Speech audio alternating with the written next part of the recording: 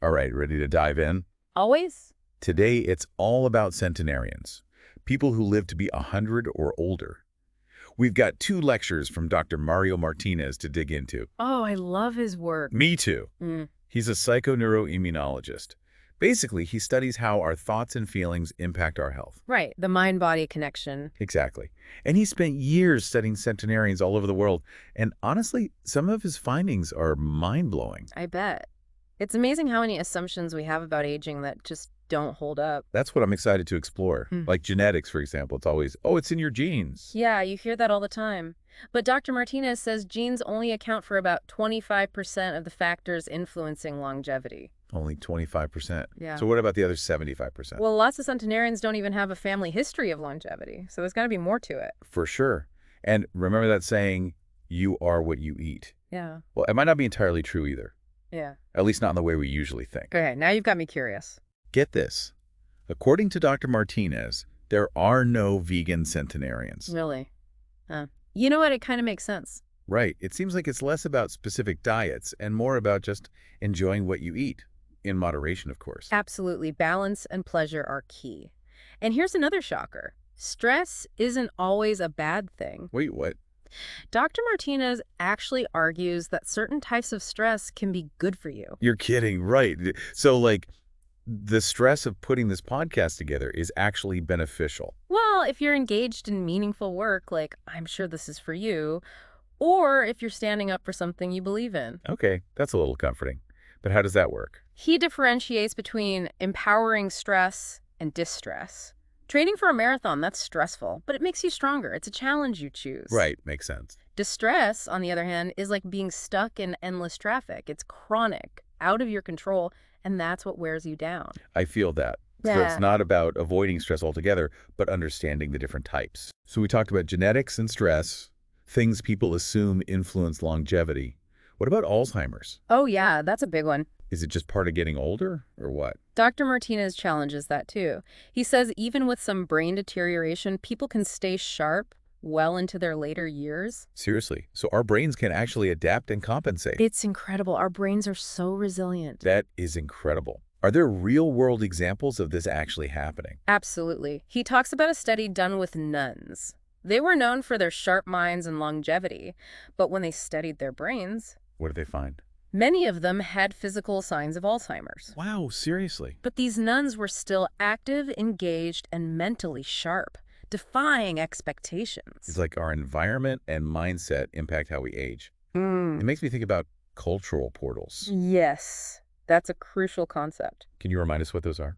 Basically, they're unspoken rules about how we should act at different ages, like slow down, retire, take it easy once you hit a certain age. Yeah, those expectations become self-fulfilling prophecies, don't they? Totally. They shape how we see ourselves in the world. Do you have an example? Something concrete to illustrate that. Imagine 2 people getting out of a sports car with a sore back. One is 25, the other's 75. The younger person thinks, oh, I need to stretch more.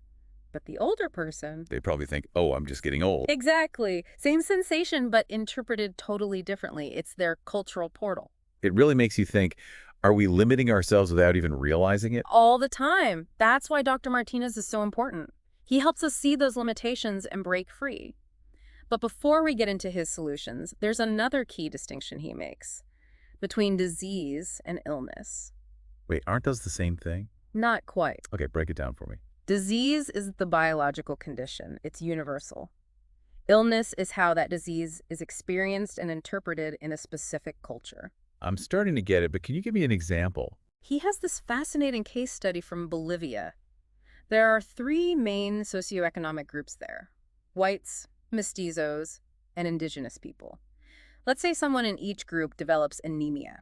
Okay, so same underlying condition. The disease is the same. Right, but the experience and treatment can be drastically different based on their social group. How so? Well, if you're white or mestizo, you probably go to a doctor and get treatment for anemia. But if you're indigenous, a shaman might diagnose you with limpu. Limpu. What's that? It's more than just a different word for anemia. It's a totally different way of understanding it. The shaman might believe the spirit of a stillborn child has entered your body, draining your life force. Wow, 2 entirely different realities, even though the physical condition is the same. It's a powerful reminder of how much our culture shapes our experience, even of our own bodies. It really is. And that leads to another interesting concept, medical hexing. Oh, yes, that's a good one. What exactly is that? It's the idea that labels and pronouncements from authority figures like doctors can negatively impact a patient. Sounds kind of scary. It can be. Like, imagine a doctor tells you your condition is incurable. Yikes. Talk about a downer. Right. It creates hopelessness, which can actually become a self-fulfilling prophecy. It's incredible how much power our beliefs have. But let's shift gears a bit. We've talked about these challenges, but what can we learn from the people who are thriving? What are some of the common threads among centenarians? One of the most striking things is their lack of envy. They're content with their lives and don't compare themselves to others. Wow, that's so counter to our culture. We're always bombarded with messages about what we should have and be. It's exhausting, right? And pointless, as these centenarians show us. They've figured out that true happiness comes from within. They also tend to live in the present moment, embracing each day with optimism. Okay, so letting go of negativity, embracing the present, finding joy in the simple things. Huh. It sounds a lot like mindfulness. You got it. And they reject the idea of retirement or even middle age. They stay active and engaged, pursuing passions, contributing to their communities, and constantly learning. I love that. Age is just a number. But is there anything specific they do? Daily practices or routines? It's definitely a combination of mindset and practice. Dr. Martinez has identified some specific things, which he calls biocognitive practices, that can help us cultivate a more centenarian mindset. Ooh, tell me more. And they might surprise you, but we'll have to save those for next time. All right, last time we talked about some of the things centenarians have in common. No envy, living in the present, staying active, and rejecting those limiting cultural portals. Right, but Dr. Martinez doesn't just say, be more positive.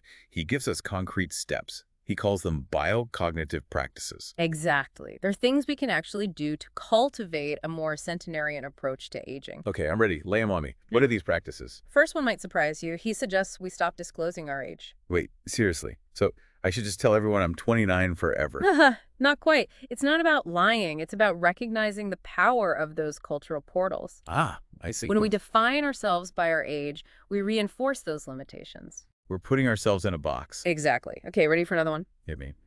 Dr. Martinez recommends refusing senior citizen perks. Ooh, now that's a tough one.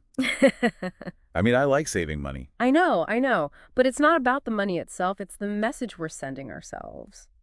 You mean like accepting those perks reinforces the idea that we're senior citizens? Right. And all the limitations that come with that label. Okay, I get it. By refusing, we're saying, hey, I'm still active and engaged. Exactly. It's a small act of rebellion. Okay, this next one I think you'll really like.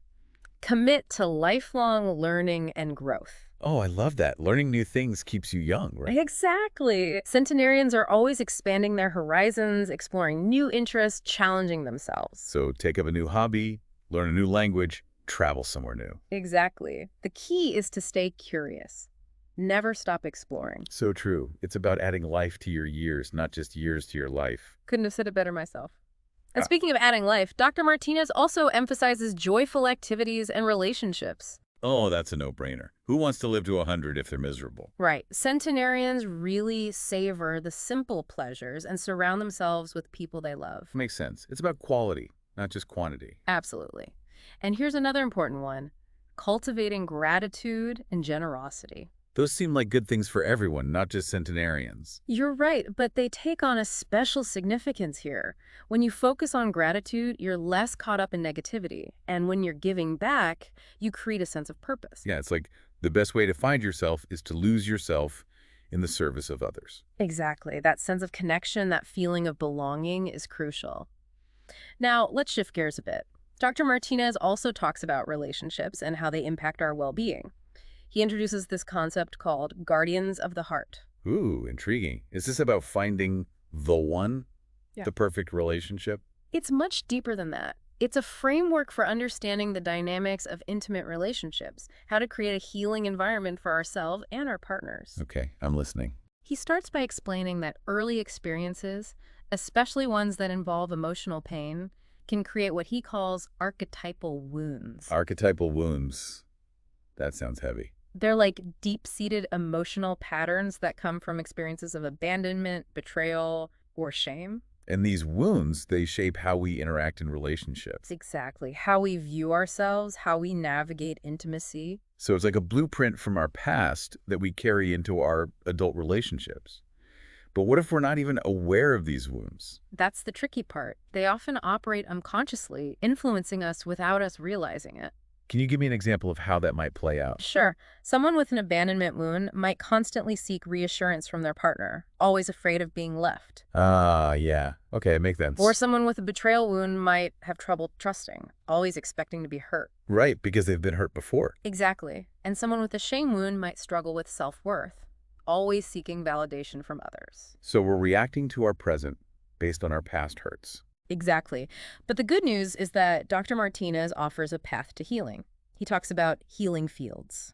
Okay, so there's hope. Tell me about these healing fields. What are they? Each archetypal wound has a corresponding healing field. It helps us move from pain and reactivity to empowerment. So how do we access these healing fields?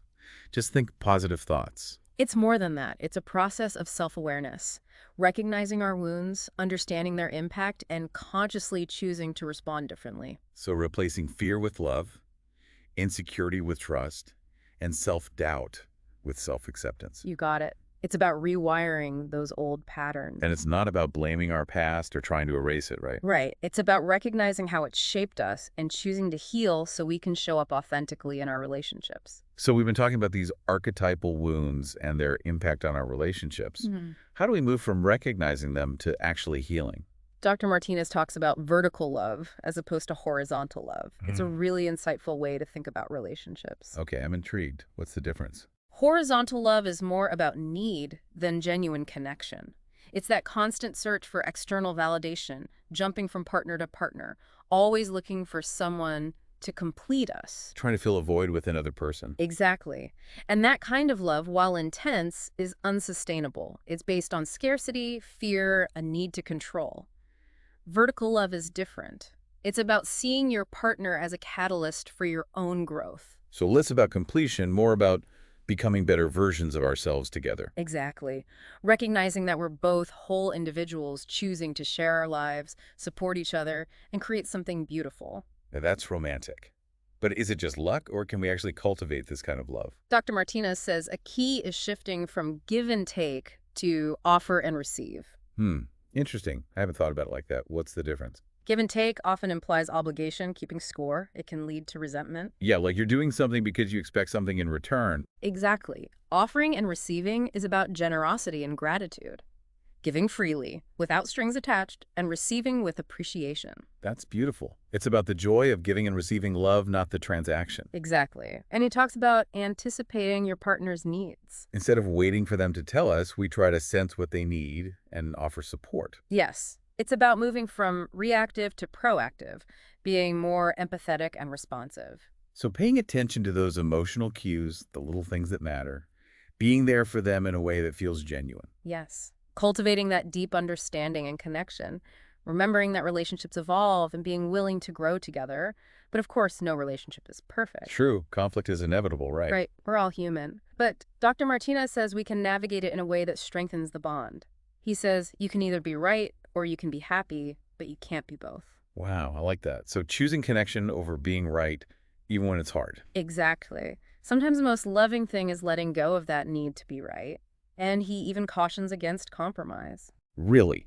Isn't compromise seen as the ideal solution? It can leave both people feeling like they've given up something important. Ah, yeah, leading to resentment later on. Instead, he suggests finding a third alternative, a win-win. So getting creative and finding a solution that truly meets both partners' needs. Exactly. That takes communication, empathy, really listening. This is all so insightful. But what about relationships that just aren't working? Toxic ones. What does Dr. Martinez say about that? He says sometimes walking away is the most loving and courageous thing to do. I imagine that's incredibly hard. It can be, especially when you've invested so much. But it's about honoring your own needs and knowing you deserve to be in relationships that uplift and nourish you. And sometimes that means letting go. But what about those toxic people you can't avoid, like family? Ah, yes. For For those situations, he recommends the milligrams of love approach. Milligrams of love. Some people can only handle so much joy or positivity. Oh, I know the type. It's not about condoning their behavior, but finding a way to interact that minimizes the emotional toll on you. Setting boundaries, protecting your energy, choosing your battles. Exactly. And remembering that we always have a choice in how we respond. Even to difficult people, we can react with fear and anger, or we can choose love and compassion, even if it's just a milligram. This has been so eye-opening. Dr. Martinez's work offers a whole new perspective on aging and relationships. Absolutely. It's about so much more than just living a long time. It's about living a good life. So true. Just like he encourages us to design our own cultural portals for aging, I'd like to leave you with this. If you could design your ideal relationship, what would it look like? What values and qualities would you prioritize? Take some time to reflect on that and start creating that vision. Thanks for joining us on this deep dive into the secrets of centenarians. Until next time, keep seeking, keep learning, and keep embracing the joy of discovery.